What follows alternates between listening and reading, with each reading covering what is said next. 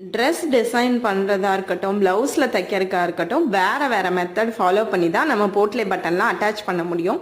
இந்த மாதிரி நான் கேன்வாஸும் போட்லே பட்டனும் அட்டாச் பண்ணுறது வந்து ஒரு லாங் மேக்ஸிக்கு நெக் டிசைன் தான் அட்டாச் பண்ணியிருக்கேன். இது வந்து மேக்ஸிக்கும் சுடிதாருக்கும் சூட்டபிளாக இருக்கும். எல்லா மெத்தடும் எல்லா ட்ரெஸ்ஸுக்கும் சூட்டபிள் கிடையாது. நம்ம ஒவ்வொன்றும் டிசைன் பண்ணையில் நம்மளோட மெத்தட்ஸை மாற்றிக்கிட்டே தான் இருக்கணும். ஒரு விஷயத்தை இப்படி பண்ணால் பக்கவாக வரும், இதே மாதிரி பண்ணாமல் இருந்தாலும் நீட்டாக வரும். ஸோ அதெல்லாம் யோசிச்சு தான் பண்ணணும். நான் இதை தைக்கும் போது உட்காந்து யோசிக்க மாட்டேன். கட் பண்ணும்போது இது இப்படி தைச்சா இது இந்த மாதிரி எனக்கு வரணும் அப்படின்னு சொல்லிட்டு நான் யோசிச்சுட்டு தான் கட் பண்ணவே ஆரம்பிப்பேன். நீங்களும் இதே மெத்தடை ட்ரை பண்ணி பாருங்கள்.